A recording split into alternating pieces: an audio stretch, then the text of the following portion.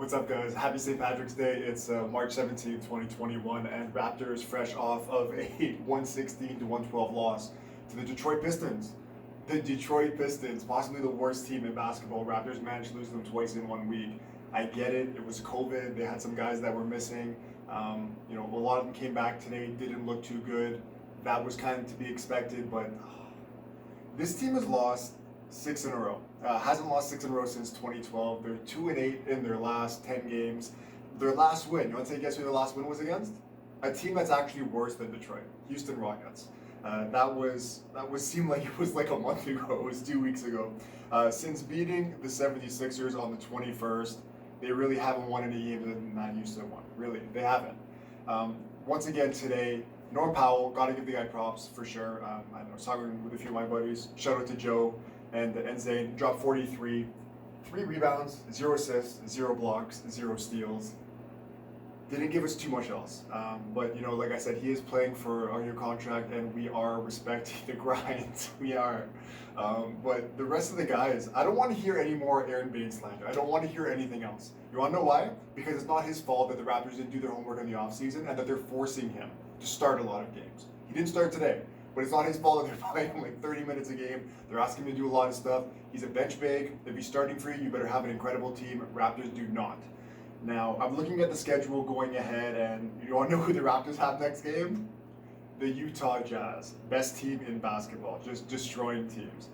Schedule isn't getting too much easier. Now, they are going to play Cleveland and Houston, 2 teams that are not too good. After that, Phoenix, a team who, to be honest, the way they're playing right now, I would not be surprised to make it to the Western Conference Final. After that, Portland, Dame Lillard. If I had a vote, no joke, he's probably getting my MVP. I'd give him my MVP vote. That guy's been insane. Yesterday he hit another game winner, and obviously probably the most clutch player in the league. Next to Steph, maybe even with Steph at this point, the best shooter in the league, especially off the dribble. Guy can do pretty much anything on the court with the ball in his hands. After that, we got another game against the Raptors, kryptonite, the Detroit Pistons. Oklahoma City after that, the Washington, Golden State, Lakers, Cleveland. So they will get some, a decent schedule coming up, but things are not looking good for the Raptors. Bembry, a guy that was starting some games for the Raptors, playing some pretty decent minutes for them. Nick Nurse decided not to play him at all today. Did not play coach's discretion. 5 for 24. That's what Fred and Pascal shot today. Now, a lot of people hindsight's 2020. We knew that they weren't going to come out and set the world on fire because they had COVID.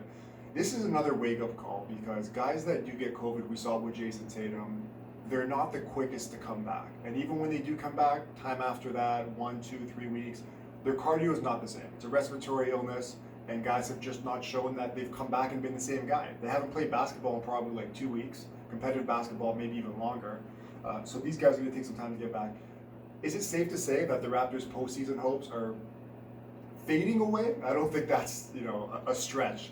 Now, 9th and 10th place will get the play-in games. 7th place will play 10th, and 8th will play 9th.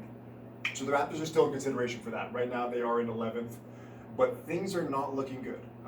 One of the bright spots for the Raptors, yet again, Chris Boucher. Shout out to Slim Duck. 21 points, 5 rebounds, did his job. He's been. Every time they've pretty much called on him and they've started him, or when they've played him a lot of minutes being 6th man, the guy has answered. And without him, and to be honest, Norm Powell, who started off the season as one of the worst Raptors, could not get anything going when he was coming off the bench. They put him into the starting role. He took that and ran with it. And then ever since, the guys went down with COVID, he's really taken this team to at least his game to another level. Once again, he is playing for a contract, and you do want to be weary of guys like this. Not to say that he's not a great player. He is a very good player. But I was talking with a few buddies before the show about this as well. How many guys can we pay? We looked at the possibility of bringing in Giannis in the offseason. You just extended Siakam the year before. You just extended Fred. OG just got another big payday. You can sign Norm. You're not going to have much flexibility going forward. I think it's pretty safe to say he's probably going to get $20 million a season, and probably a contract that is, give or take, pretty similar to what OG got in this offseason. But he's not quite the same defender. Still, I would say a plus defender, but undersized at probably 6'3" without shoes, playing the shooting guard position. Sometimes has to play the 3. But the Raptors going to have some decisions coming up, which takes me to What do the Raptors do to the trade deadline? We talked about this a lot. How much time? 8 days away, give or take. So it's going to be interesting to see what Webster does, what Masai's doing. Is Masai coming back? That's another question that's kind of, flying by people that, they're kind of forgetting about. Masai is a free agent at the end of the season. We know he's not going to the Knicks. They signed Leon Rose, I believe it was a year or two ago, to pretty much run things there. And the Knicks, credit to them, they've really turned things around there with Tibbs as well. But I think in the rearview mirror, you kind of have to think about this and say, is Masai on the way out? We've seen him be ruthless with guys before, trading DeMar DeRozan. A lot of people I know were upset about that. And the thing that I said at the time is, and this was really not even anticipating a title, obviously, is, do you want to get better? You see the track record of what has happened before. We talked about this time and time again. The Raptors just couldn't get it done without a superstar. You bring Kawhi, you roll the dice, look what happens. Now, with Kyle being a free agent at the end of the season, I don't think you want to pay a 34-year-old starting point guard, $30 million a season going forward. We want him here, for sure. No doubt about that. It's just the salary. Do you want to pay that salary and handcuff yourself? Like I said, with also Norm's contract coming up, and all these guys that you've tied up, who are you going to bring in free agency? Because you still need to fill out a roster. This is one of the thinnest teams in the league. And the Raptors' strength for the last, 5 years has been their depth. Their, I would say, 3 through 7 guys were pretty much interchangeable up until we brought in Kawhi. It's always been like that. It was Kyle and DeMar, and then after that, everybody's pretty much giving you some good minutes. So with the Raptors trade deadline looming and the NBA trade deadline looming, you kind of have to look at, you're listening to offers about Norm, he's going to be a free agent, and then also Kyle, like I said. Do you think both these guys come back? Would it be good business if both these guys come back? You're not going to do much in the playoffs. I think that needs to be, considered at this point, because we've seen what this team is, and now with the guys, like I said, having COVID, I don't know how much better they're going to come back. They're already losing space in the playoff race. And you're going to go, if you're going to finish, which is likely at this point, if they do get into the playoffs, you're going to be a 7 or 8 seed going against Brooklyn or Philly in the first round. We know they've done good against Philly, for sure, but Brooklyn, I think, is going to steamroll everybody in the East. So just big decisions to come up for this team. What do you want to do going forward? Do you want to bring back these guys and risk losing them for nothing just to, save face and say we brought back Kyle, we brought back Norm, or do you really want to, set this team up for the future and bring in some assets, bring in some young players, maybe like a Tyrese Maxey from the 76ers who, kind of struck gold with a late first round pick, similar to the Raptors did in late first, and then bring in, another guy to match the salary and then another first round pick.